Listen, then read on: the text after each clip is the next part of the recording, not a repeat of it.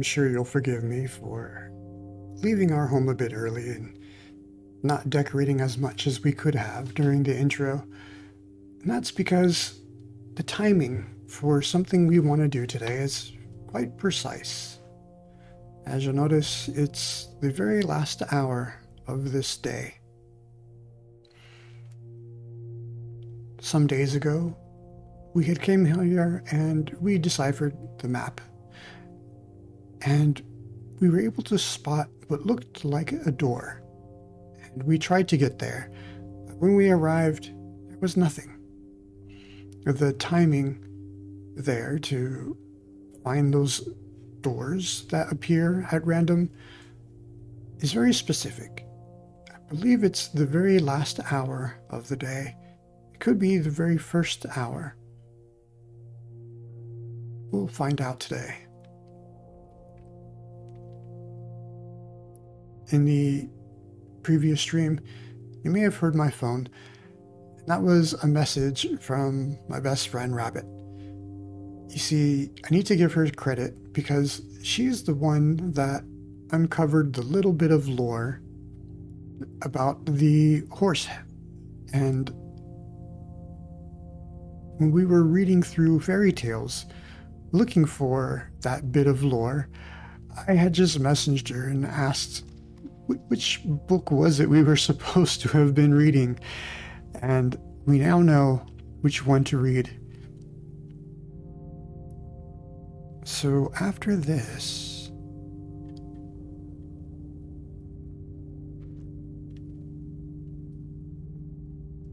if we see it,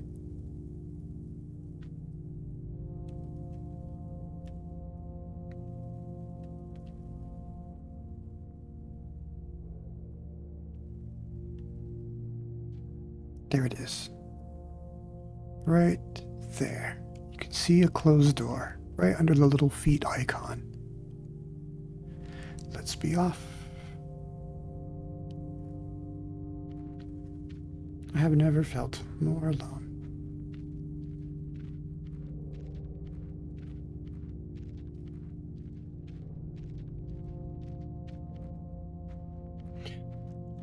And that's an interesting concept. Regardless of how we, the player, may be feeling while playing the game and having quests to quest, having books to read, our Shade is still quite alone, even though he was able to speak to a face and he has eyes at his home that feel like there is somebody there. It's an illusion, and he's quite aware of it, that it's not a real person at all.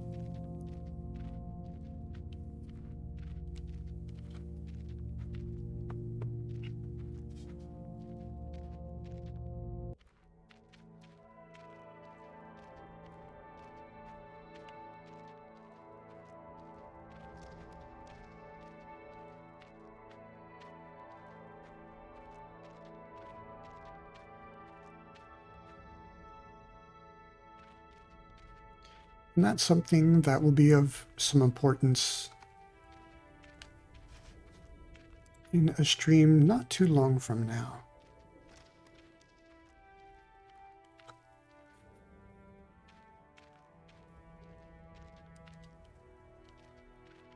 I don't really plan ahead what we're going to be doing,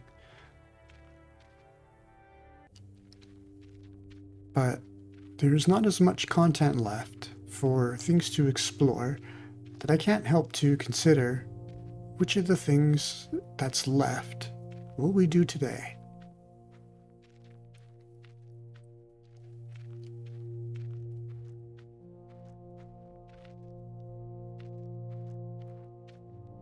And I believe this was the spot. No, it's on the other side of this room.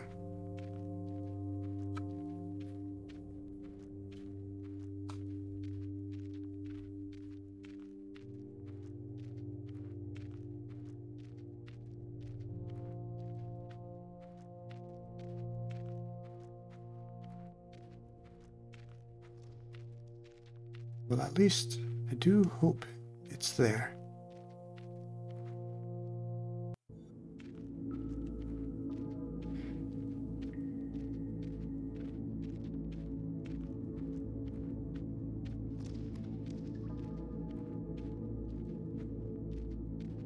was the room, was it not?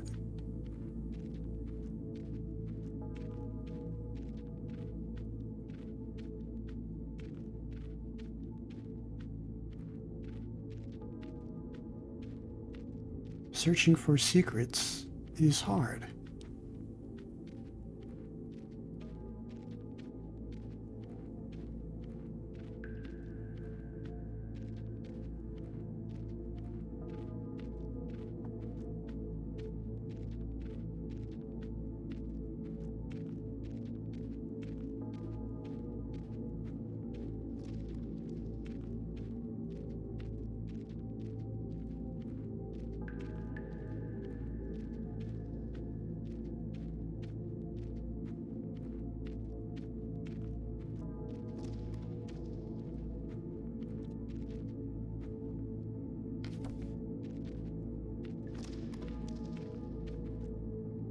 Second one.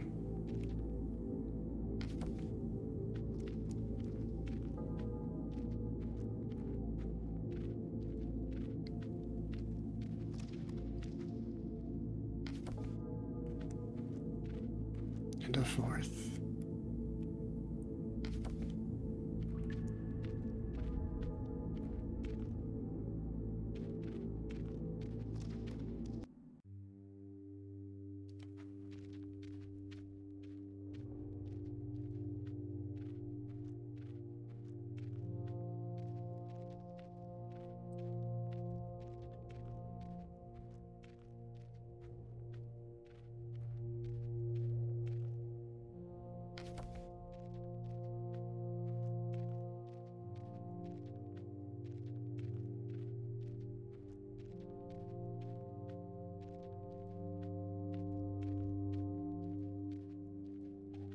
This would be the left side, however.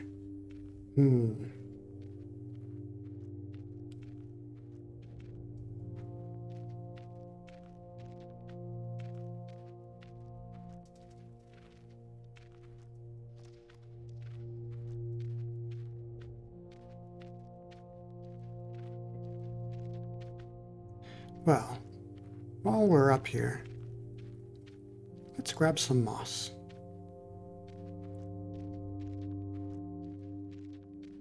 And we will hunt for this secret, I suppose, another time.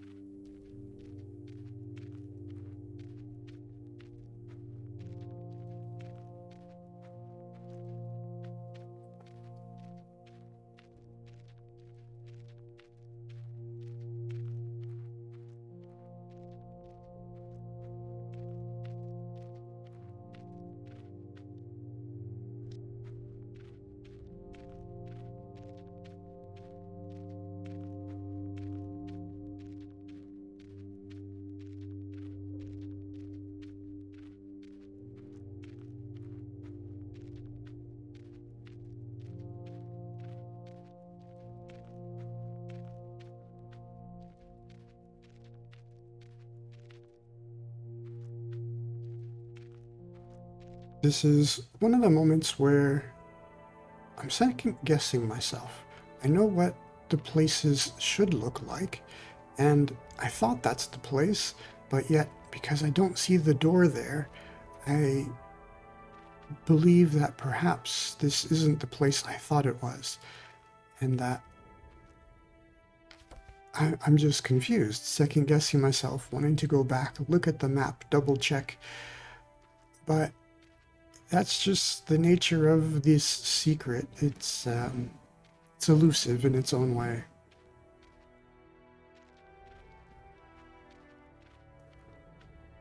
And I'm just taking another little peek around.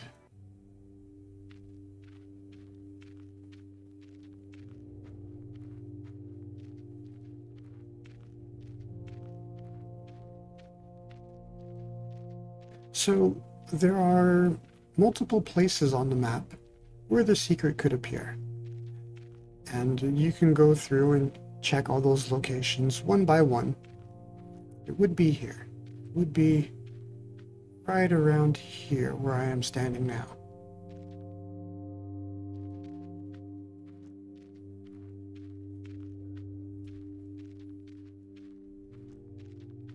So you could check them all one by one, but you could also look at the map. The map will show you where it is. Actually, I feel the map is the better clue to let you know that there is something mysterious there, especially after you've wandered around and you've begun to get accustomed to the shape of the caves, to see on the map locations that you haven't reached or doors that you've never seen before. And that one stands out quite clearly because, well, there's one other door to a library that's closed, but you never see any other closed doors anywhere. There's actually a picture of a closed door called a door that we can create. We drew a few pictures today, and I would like to revisit them for a moment if we get the chance. Well, now I'm just kind of walking around in circles. I had to be sure. And that's just because of the nature of streaming at a very specific time.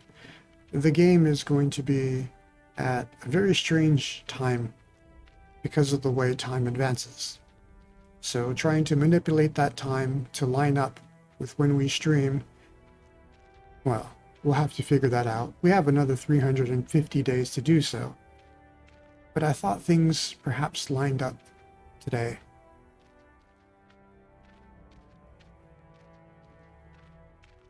But we're not going to waste the adventure out here. We could do...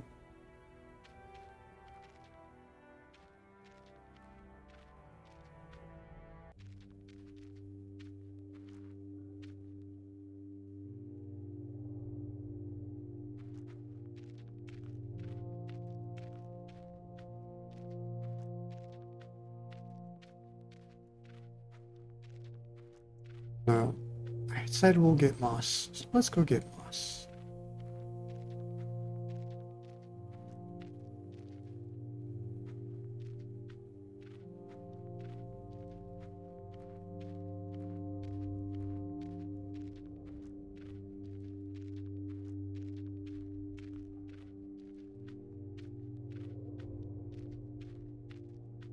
I could investigate again. For sure the door hasn't moved.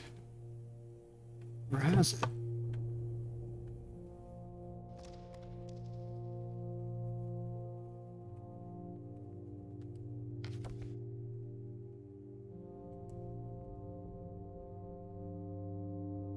But we have 87 coal. Instead of spending a lot of idle time hacking away and gathering coal 5 pieces at a time, we're just picking it up as we go. And it's working out quite well, because we've almost reached 100.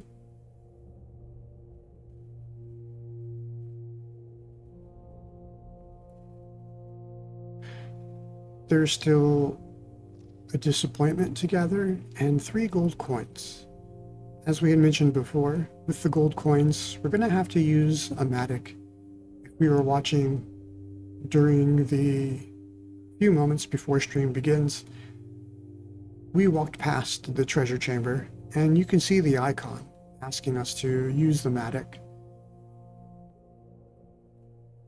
But we're going to need more than one. I don't recall if we actually spend more than one matic, or if we only needed more than one. Because we have 2, but what if it spends 2? I still want to do some improvements on our home. I don't want to be without a matic. Not quite yet. Plus, there's still the coal to gather, and the 3rd one is going to require 1 more disappointment. Or perhaps we already have enough disappointments. In any case, there is a particular part of the game where I wanted to hold on to the disappointments to see if it had an impact on something that's going to happen. So all those events are coming close to happening. Then once we do, we'll be able to spend our resources to talk to the face and answer those last few questions.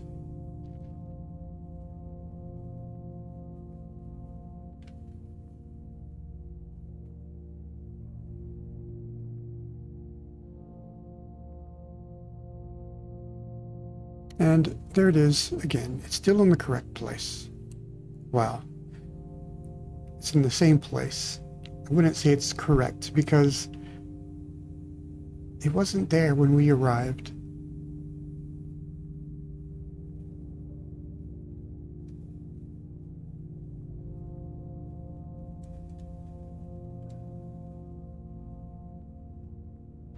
Maybe I should return to my home. I'd like to get the secret.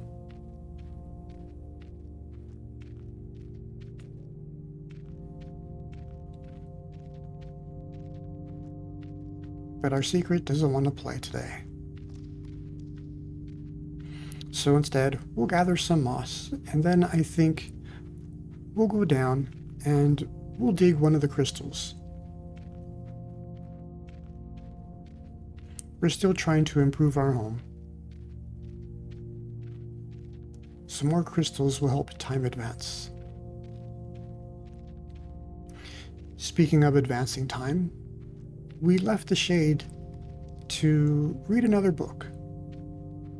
And I calculated the book had some 2,000 plus pages. Each page, when we turn it, will give us another minute. Calculating it out together, we gained from reading that book, gained or spent or lost, however you want to phrase it, 27 hours, 57 minutes.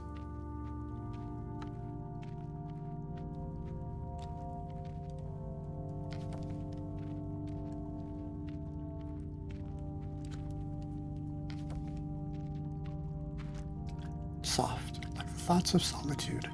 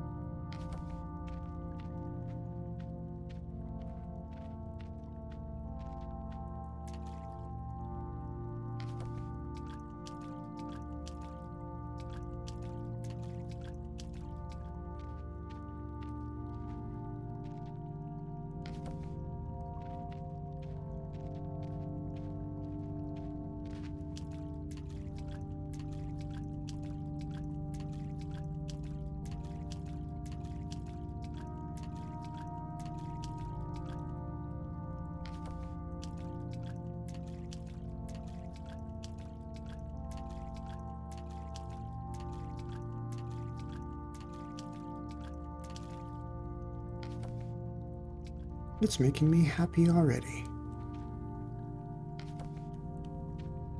And you may notice when our shade is at home, he is quite happy. And that happiness, I think, is what is reflected in time moving faster when we are at home.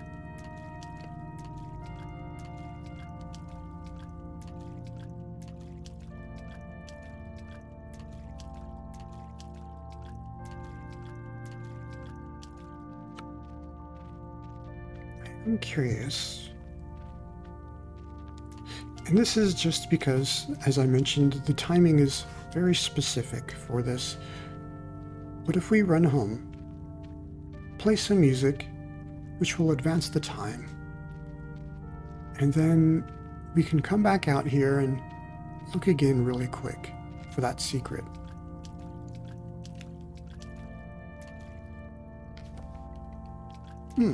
Surprise piece of coal.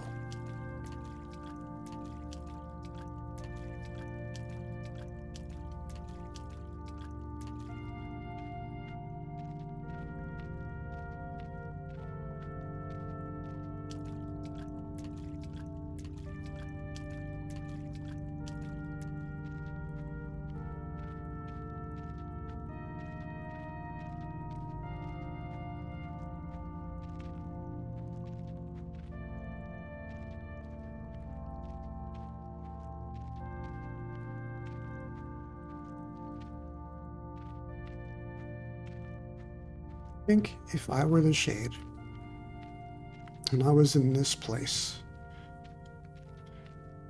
There's a game I've played, it's called Little Gator Game. It's a fun little game if you like to play things with imagination. In that game, the character creates little cardboard cutouts of monsters and such that you can fight. I think that would be something I would do in this place with caves, because there aren't anything here, so why don't we create them? We don't know how to create actual living things, not like the king.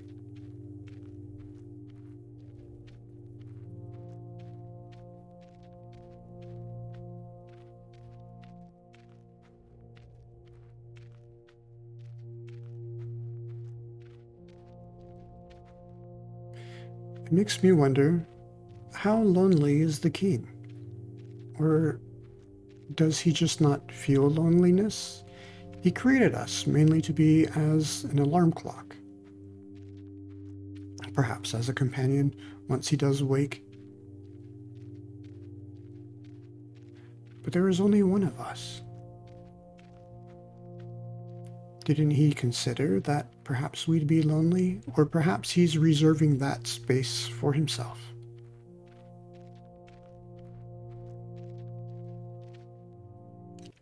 And that with our longing, we would look forward to the time where we can spend it with the king. Maybe he is being wise. But here you can see to use the Matic. And just clicking it once, it's not going to do anything. Not that I can make much use of it anyway. If we continuously select the option there, you're given more dialogues, which then leads to actually using the Matic.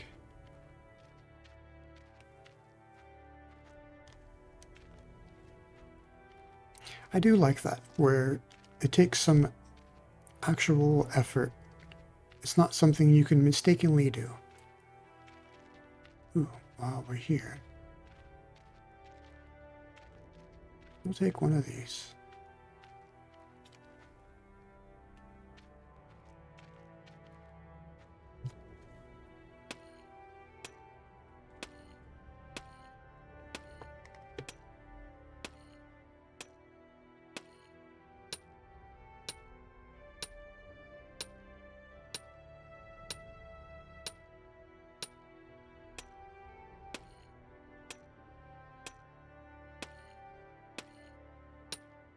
So, the book, The Lore About the Horse. It's a book you have from the very start of the game. When we start, we have 4, maybe 5 books, or is it 4 books and just our thoughts, I believe. And it's one of the first books you have. It's called The Goose Girl. It's not a very long book. It's something that will take us a very short time to read. So I wanted to combine that with this secret, seeing how the time is so close to the turnover to the next day. And once we're reading a book, time is going to fly.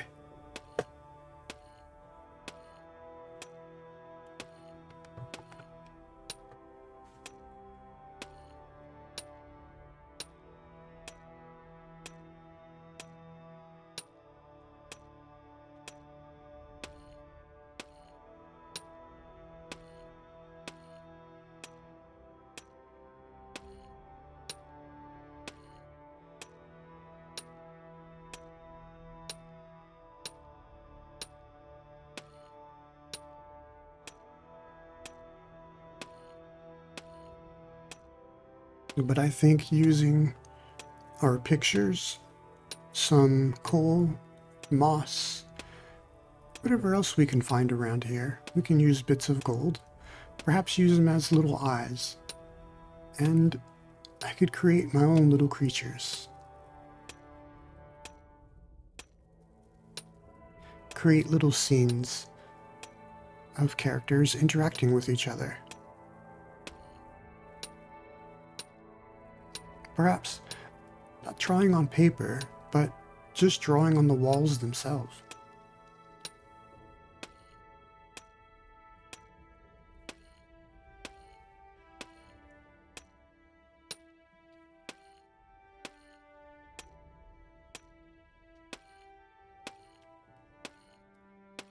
I think, though, it would take some sort of overcoming of yourself, where when you look at the kingdom, you think this is the king's place, this is his palace. However, he's asleep for over a year. This is my home as well. Shouldn't I make the most of it? Shouldn't I have some sense of ownership of what I can do with this place? And I think that's a mental process to reach that point where you feel comfortable or confident enough to do so, and that you don't feel like you're going to be lectured or be in trouble for having done so.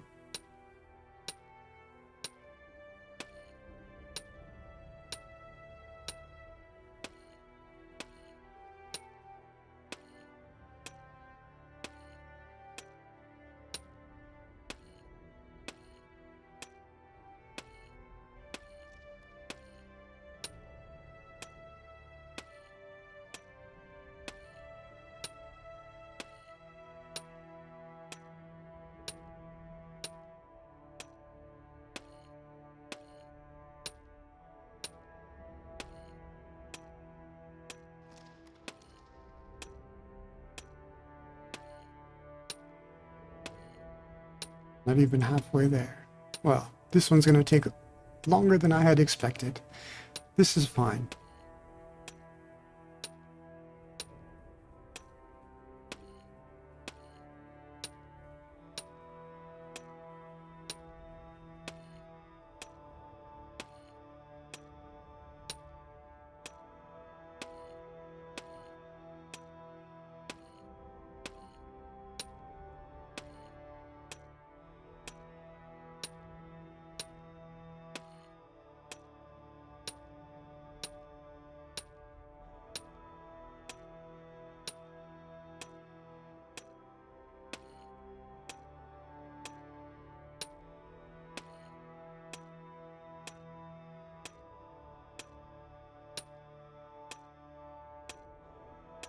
The Switch has a screen saving feature. If it sits idle long enough, it's going to dim the screen, and then if you do nothing with it, it'll turn off the console, put it into a standby mode.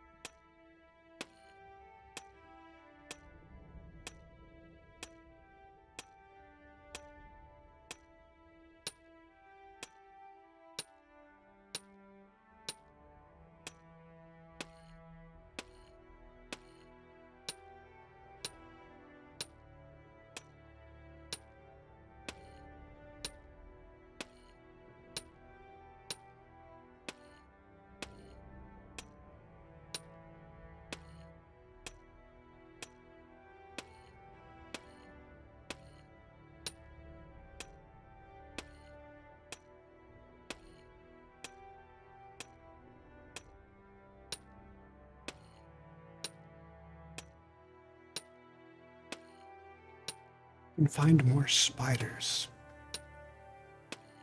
They could be our friends.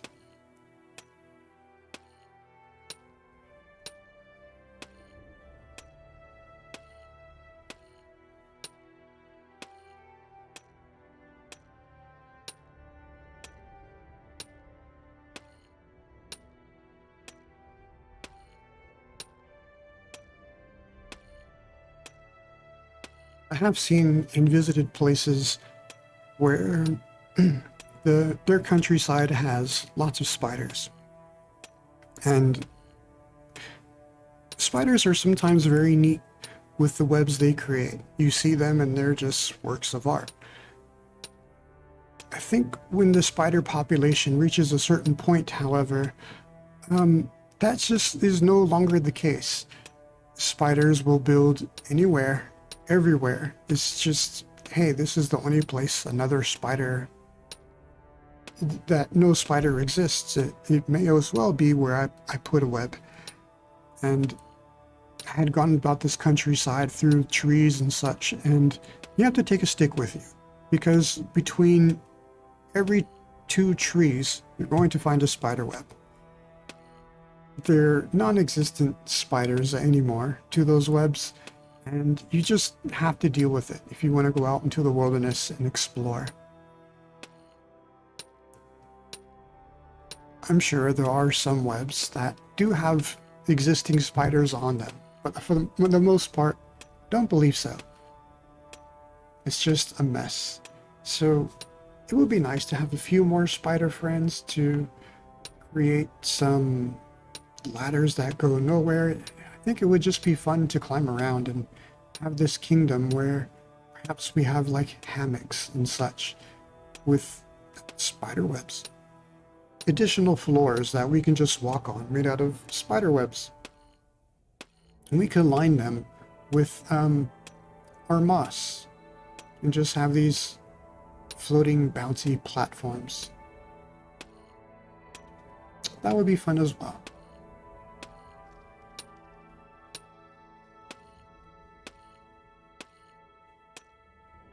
Perhaps that's just me though, where having just one little corner to treat as your home is perhaps not my taste. Perhaps I like the idea of just living with everything that I have around me. Now that I've learned to dig and expand, and it looks like other places have been treated the same, why not build, expand, improve on the kingdom itself? Treat it as it somewhat is my kingdom. The king is asleep. Not to say that I am the king, but that, hey, I live here too.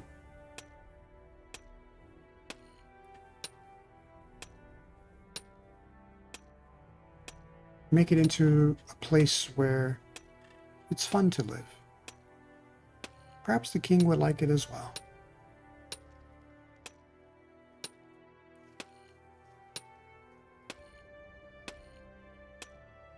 And if he doesn't, well, you could always make another servant.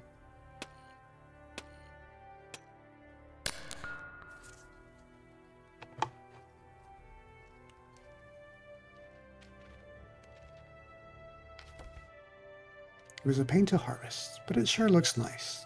Goes right up on my wall at home.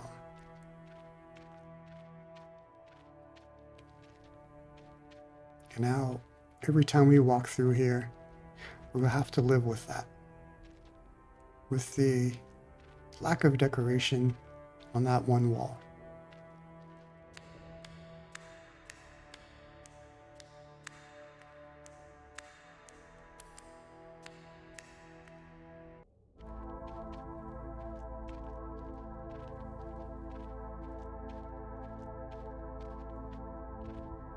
So this will be fast. We're going to enter the house. We'll play music maybe twice, which will advance time 20 minutes.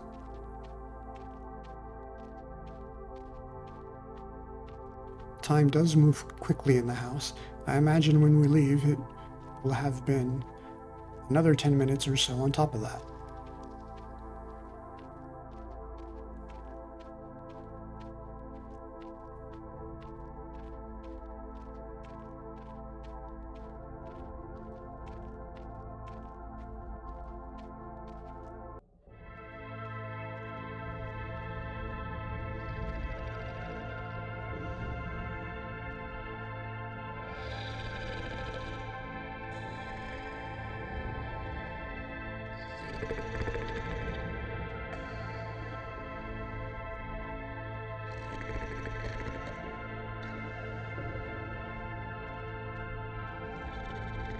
I do like that the king snores, because it lets us know that he's alive.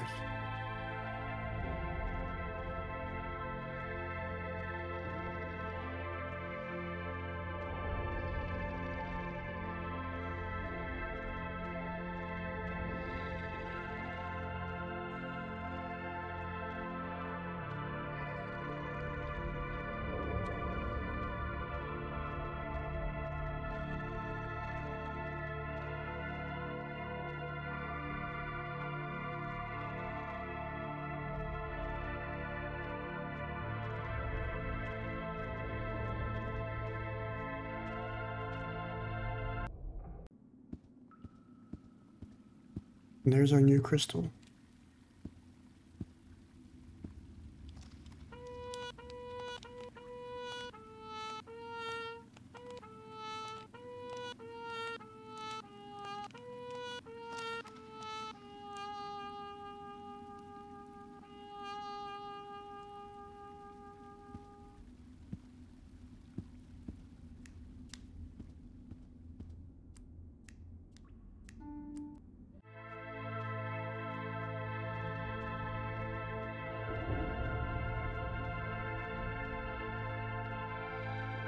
The buttons for each note, it's not as you would imagine it to be. The highest note, I think, is the left button. I think I pressed left, right, down, up.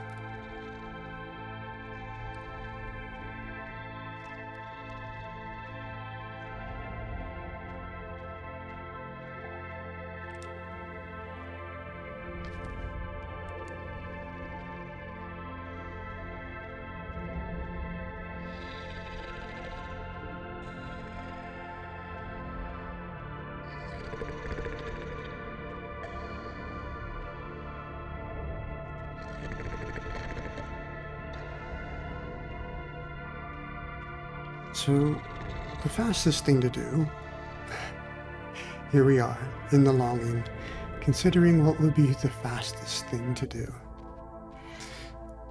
But that would be to go to where we had seen the door from the 2 times we had investigated. And if it's not there, then go up to investigate the wall, the map.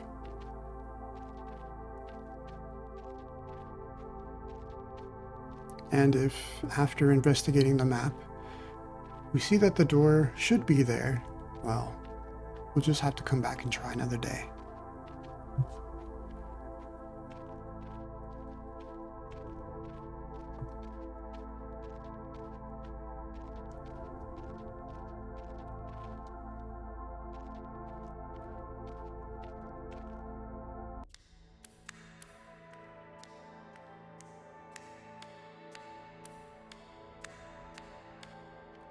So we could go for some symmetry. We can break the crystal on the opposite side and have 2 crystals at home to decorate. However, it's going to ruin the symmetry we have at home. We'll have 2 red crystals and only 1 of the other colors. 1 black one, 1 white one, which we can't get another one of, and 1 pink one. I make a mistake. We'll have 1 black one, 1 pink one, which we can't get another one of. We can get several more white ones.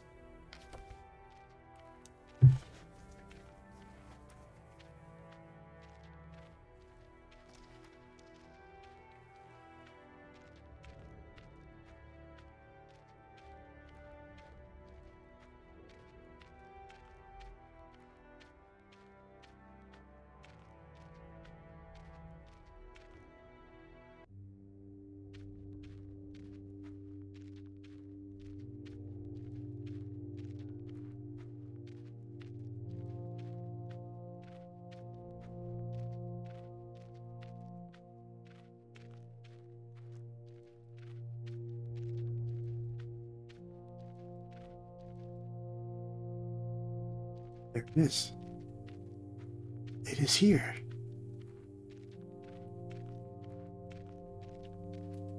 The shade sees it. We see it. It's a door. The door is locked. What a surprise. Maybe I can find a fitting key somewhere. But we now have 7 disappointments.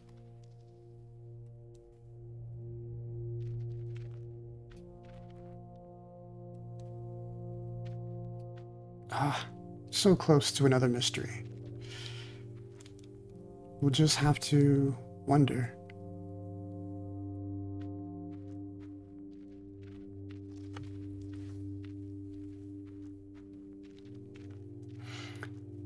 But it is important that we get the disappointment from there.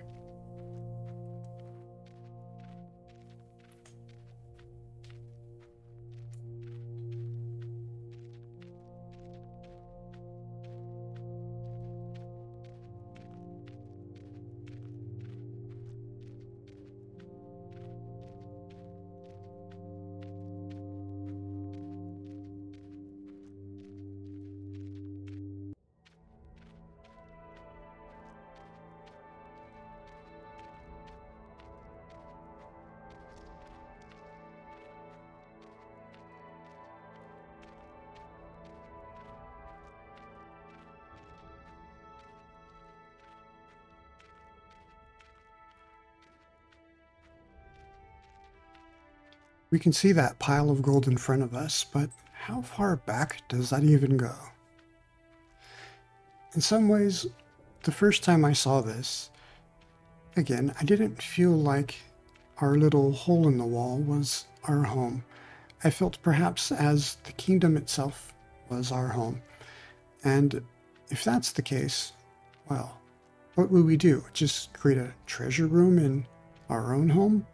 But if we treat the kingdom as our home, then isn't it already where it belongs?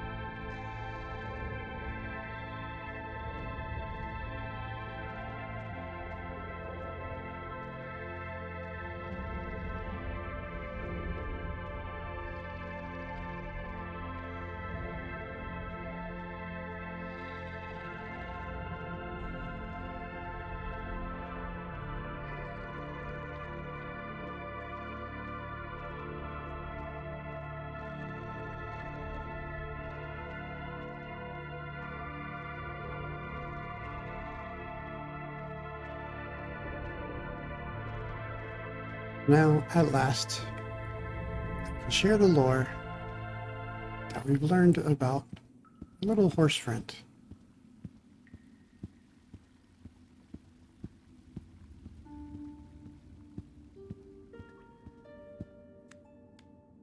And I can point out, I guess, the pictures that we've drawn. The first one was a poem for the horse. Which is strange because it's not a poem we read, but a small book. I drew a few more images.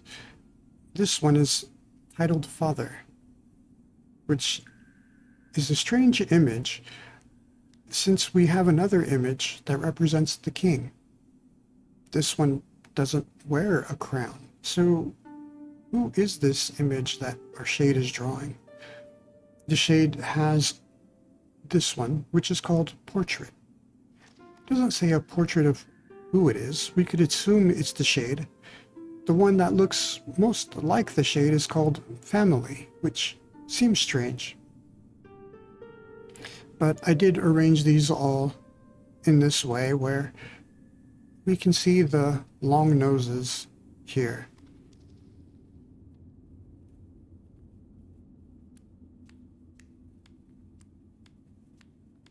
Oh, and I missed that piece of coal.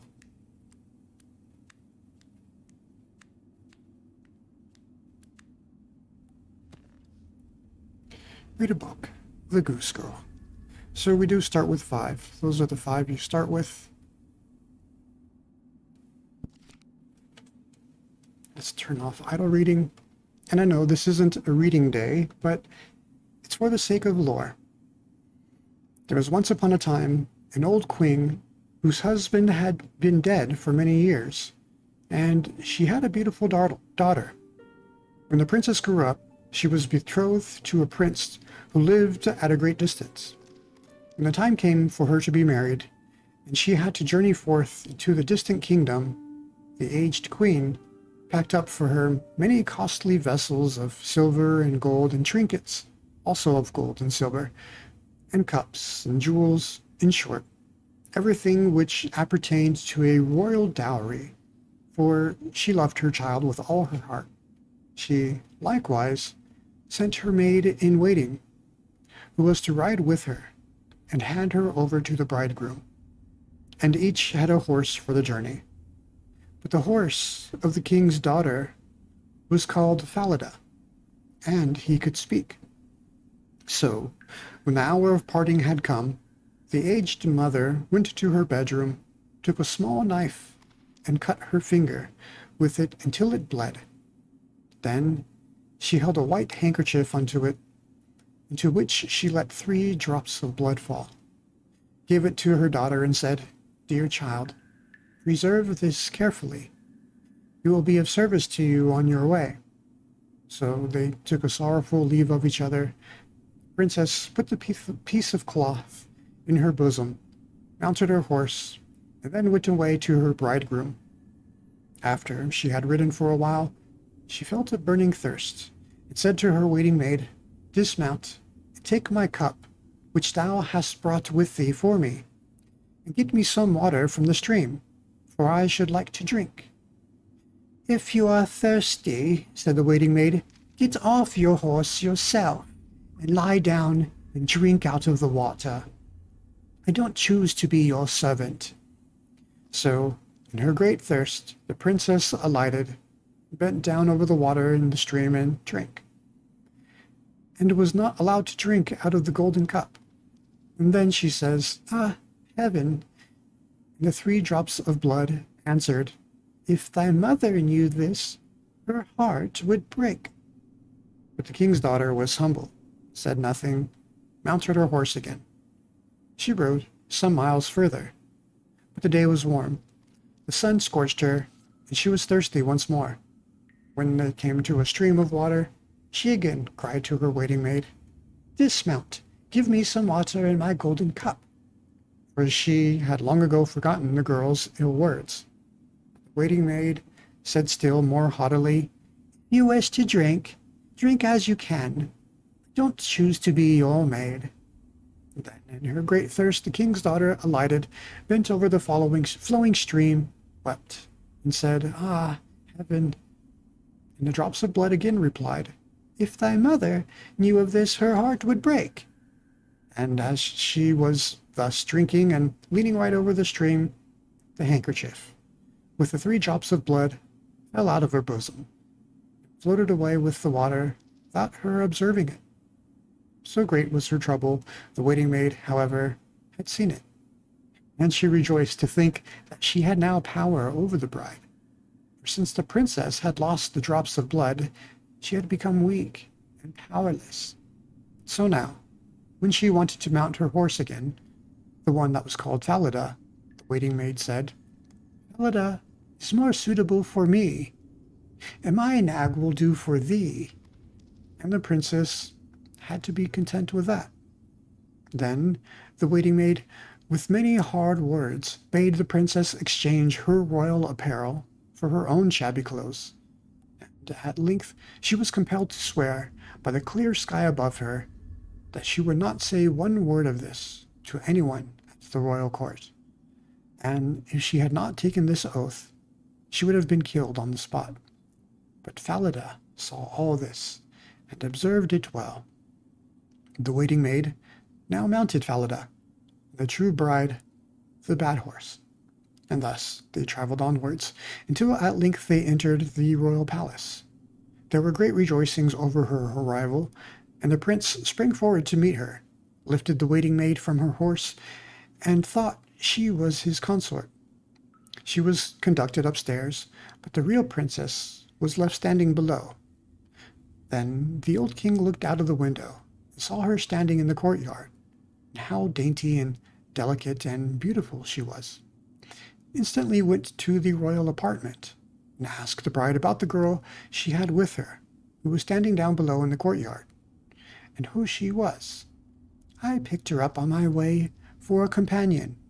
Give the girl something to work at, that she may not stand idle. But the old king had no work for her, and knew of none. So he said, I have a little boy who tends the geese. She may help him.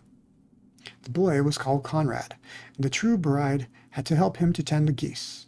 Soon afterwards, the false bride said to the young king, Dearest husband, I beg you to do me a favor. He answered, I will do so most willingly. Then send for the knacker, and have the head of the horse on which I rode here cut off, for it vexed me on the way. In reality, she was afraid that the horse might tell how she had behaved to the king's daughter. Then she succeeded in making the king promise that it should be done, and the faithful Falada was to die. This came to the ears of the real princess, and she secretly promised to pay the knacker a piece of gold if he would perform a small service for her. There was a great, dark-looking gateway in the town, through which, morning and evening, she had to pass with the geese. Would he be so good as to nail up Falada's head on it, so that she might see him again, more than once? The knacker's man promised to do that, and cut off the head, nailed it fast beneath the dark gateway. Early in the morning, when she and Conrad drove out their flock beneath this gateway, she said in passing, Alas, Falada, hanging there. Then the head answered, Alas, young queen, how ill you fare. If this your tender mother knew, her heart would surely break in two. Then they went still further out of the town and drove their geese into the country. And when they had come to the meadow, she sat down and unbound her hair, which was like pure gold. And Conrad saw it and delighted in its brightness. He wanted to pluck out a few hairs, but then she said, Blow, blow, thou gentle wind, I say, blow Conrad's little hat away, and make him chase it here and there until I have braided all my hair, and bound it up again. And there came such a violent wind that blew Conrad's hat far away across country, and he was forced to run after it. When he came back, she had finished combing her hair and was putting it up again, and he couldn't get any of it. Then Conrad was angry, and would not speak to her, and thus they watched the geese until the evening, and then they went home. Next day, when they were driving the geese out through the dark gateway, the maiden said, Alas, Falada, hanging there. And Falada answered, Alas. Click, please. Young queen, how ill you fare. If this your tender mother knew, her heart would surely break in two. And she sat down again on the field and began to comb out her hair. Conrad ran and tried to clutch it, but she said in haste, "Blow, blow, thou gentle wind, I say, blow Conrad's little hat away, and make him chase it here and there until I have braided all my hair." Bound it up again. The wind blew and blew his little hat off his head and far away, and Conrad was forced to run after it. And when he come back, her hair had been put up a long time, and he could get none of it. So they looked after the geese till evening came, but the evening after they had gone home, Conrad went to the old king and said, "I won't tend the geese with that girl any longer." "Why not?" inquired the aged king. "Oh, because she vexes me the whole day long." Then the aged king commanded him to relate what it was that she did to him. Conrad said, "In the morning, when we passed beneath the dark gateway on the flock, there is a sorry horse's head on the wall, and she says to it, 'Alas, Falada, hanging there,' and the head replies, 'Alas, young queen, how ill you fare! If this your tender mother knew, her heart would surely break in two.'" And Conrad went on to relate what happened on the goose pasture, and how, when there, he had to chase his hat. The aged king commanded him to drive his flock out again the next day, and as soon as morning came, he placed himself behind the dark gateway and heard how the maiden spoke to the head of Falada. And then he too went into the country, hid himself into the thicket in the meadow, and he soon saw with his own eyes the goose girl and the goose boy bringing their flock, and how after a while she sat down, unplaited her hair, which shone with radiance, and soon she said, "Blow, blow, thou gentle wind, I say, blow Conrad's little hat away, and make him chase it here and there until I have braided all my hair, and bound it up again." Then came a blast of wind and carried off Conrad's hat, so that he had to run far away, while the maiden quietly went on combing and plaiting her hair, all of which the king observed. Then, quite unseen, he went away. And when the goose girl came home in the evening, he called her aside and asked her why she did all these things.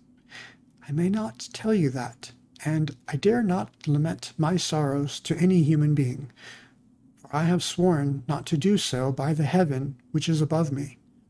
If I had not done that, I should have lost my life." He urged her, and left her no peace, but he could draw nothing from her. Then said he, "If thou wilt not tell me anything, tell thy sorrows to the iron stove there." And he went away.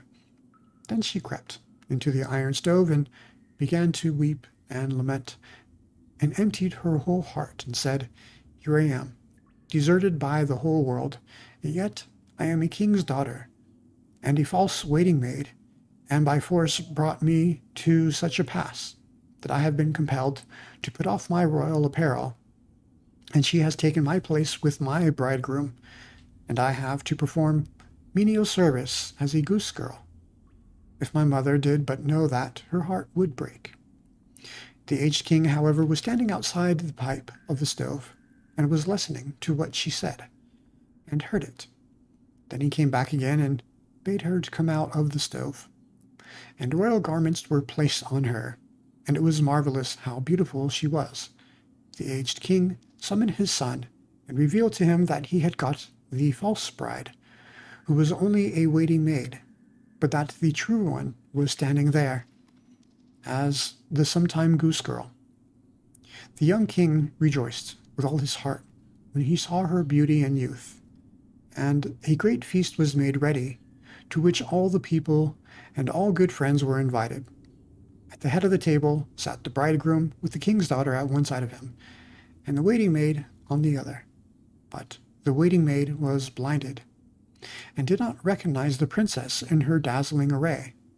When they had eaten and drunk and were merry, the aged king asked the waiting maid, as a riddle, what a person deserved who had behaved in such a way to her master, and at some time related the whole story, and asked what sentence such an one merited. The false bride said, "She deserves no better fate than to be stripped entirely naked, and put in a barrel which is studded inside with pointed nails, and 2 white horses should be harnessed to it, which will drag her along through one street after another till she is dead." "It is thou," said the aged king, "and thou hast pronounced thine own sentence, and thus shall be done to thee."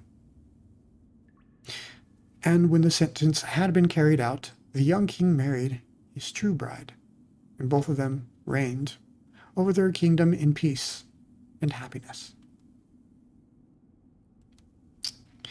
So, with that story and the beheaded horse of the prior king, the head of the horse Falada.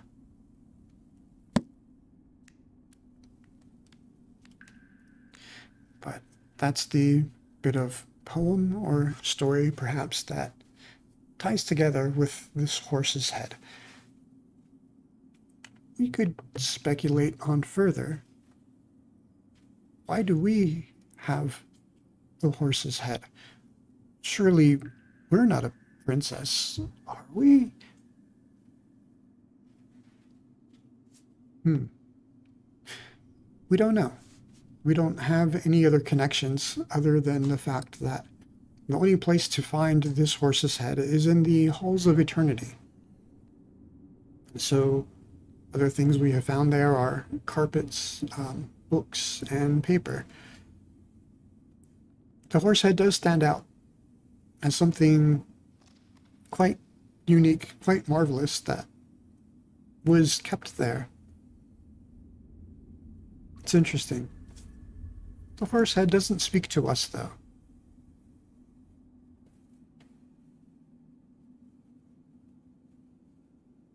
Perhaps we just didn't know her name. His name?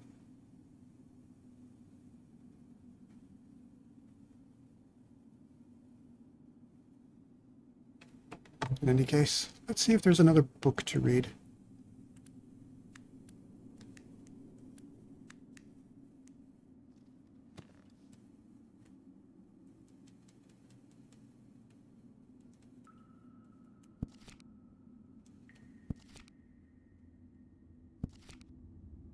It's a short one.